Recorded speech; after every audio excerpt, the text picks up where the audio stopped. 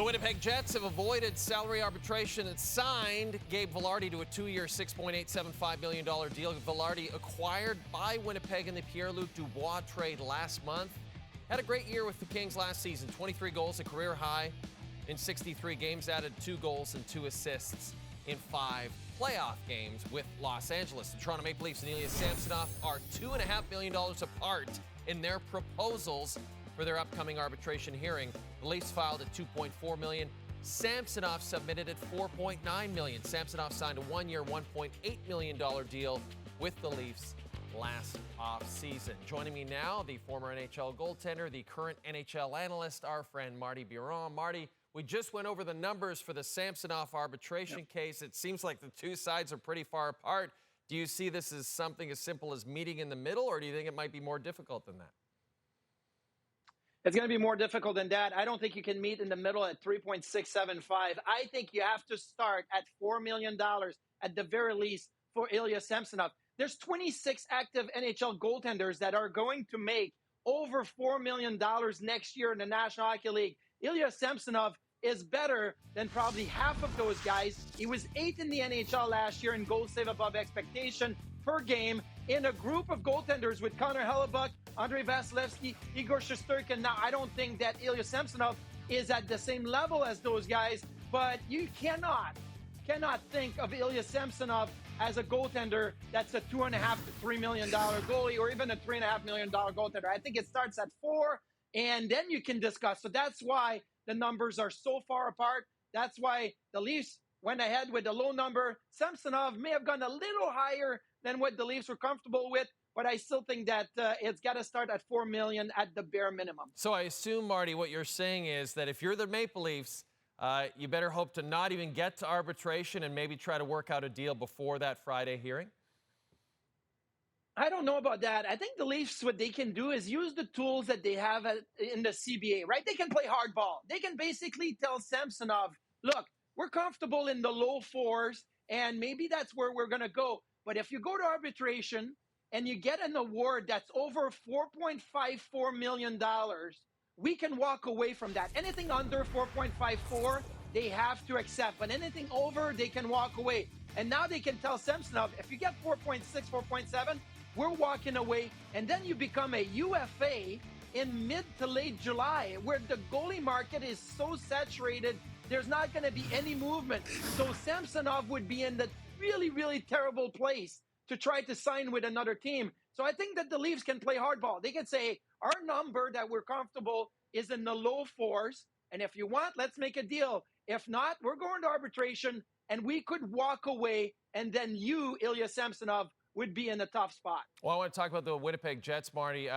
Little quiet the last couple of weeks, considering the names that we know are still out there and potentially on the move. But they did get Gabe Vilardi pen to paper on a 2-year bridge deal. Curious to get your thoughts on what you thought of that deal that Vilardi signed with the Jets on Wednesday.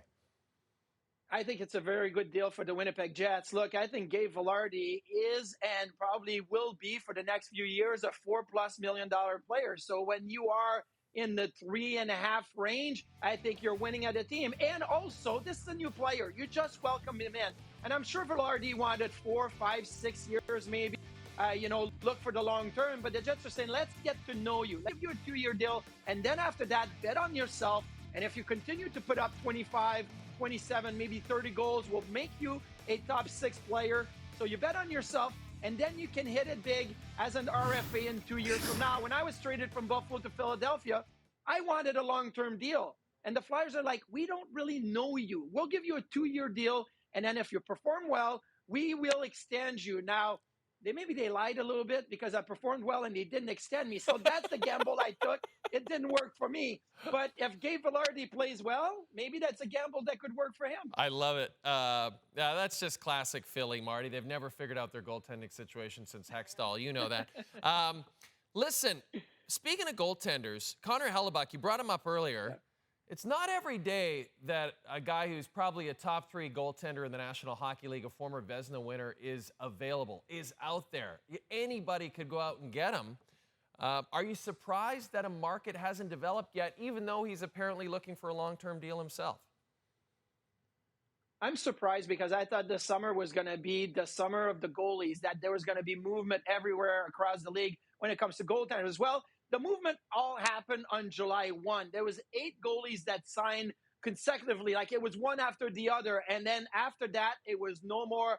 There was no room for trades. Everybody had their goalies. And especially now that Hellebuyck wants an extension, and it's rumored to be $9.5 million in a long-term deal. Like, I just don't see any teams being able to do that. Not only giving him the extension, but paying the price that the Winnipeg Jets probably would want for Connor Hellebuyck, even to just make the trade, right? So I was surprised that the markets did not develop more for Connor Hellebuyck, that there was not more teams calling and wanting to make an offer. I know that the New Jersey Devils were, intrigued and they inquired on Hellebuyck, and that's why we know that the extension numbers were really high.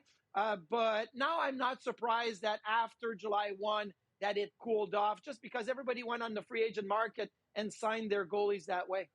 Marty, I'm just going to throw something out at you, and I want you to tell me what you think about this. Okay, Connor Hellebuyck wants $9.5 million. Nobody wants to pay him that except for perhaps the Winnipeg Jets. Any chance we could have an about face and he just returns to the fold and he gets that long-term deal and he doesn't have to sell his place or anything?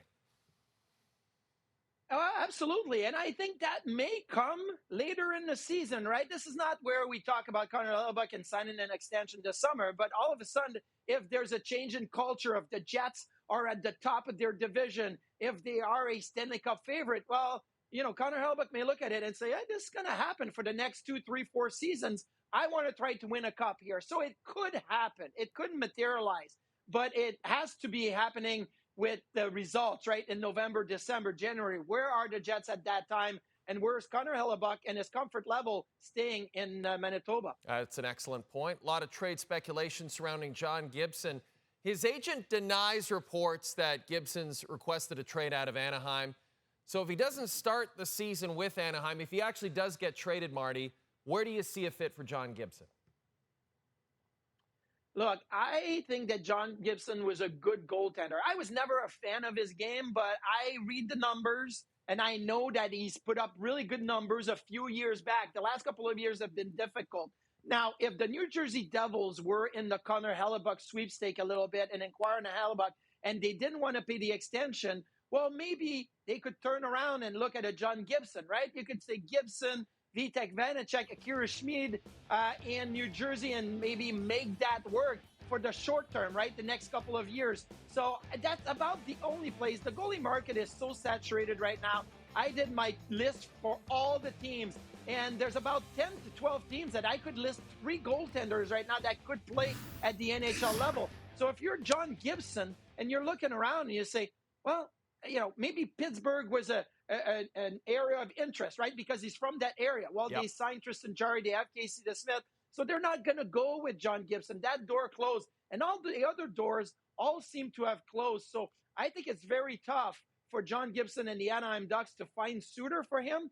So that's probably why they walked back the whole. Well, he didn't say that it was his last game. He was never going to play a game in Anaheim. Yeah. Like, they understand that possibility is right there. Okay, let's talk about Hellebuyck and Gibson together. And I want to specifically mention our colleague, Marty, Craig Button, who on this show about a week or so ago said he thought the Buffalo Sabres, a team you know very well because you're a part of their broadcasts, he thought Buffalo was an elite goaltender away from being a Stanley Cup contender, and he specifically cited Hellebuyck and or Gibson. Do you feel the same way Craig does, that if Kevin Adams were to go out and get one of those guys, that would put Buffalo over the top?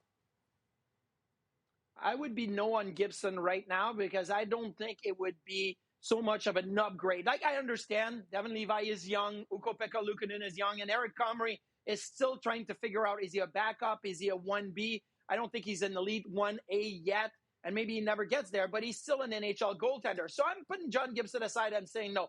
Connor Hellebuyck, absolutely. It would make the Buffalo Sabres a contender in the Eastern Conference if you could bring him along. But one thing the Sabres have said now for a couple of years is they will not block the development of their young up-and-coming superstar, like the Jack Quinn and J.J. Peterka and Dylan Cousins, and obviously Dahlin and Power and others. Well, Devin Levi is on that list. So if you figure you have to trade for Hellebuyck, bring in him for 1 year, and then give him a long-term extension, you're definitely blocking Devin Levi, and that is something that the Sabres will not do. So I think they're going to roll the dice. Look, Levi may play 35 games this year, Ukko-Pekka Luukkonen 25, so that leaves maybe 20 for Eric Comrie. Maybe you roll the three-goalie, circus a little bit. I don't think they'll keep them all three on the roster, but they can probably use the AHL in Rochester for a couple of them to bounce back and forth during the season.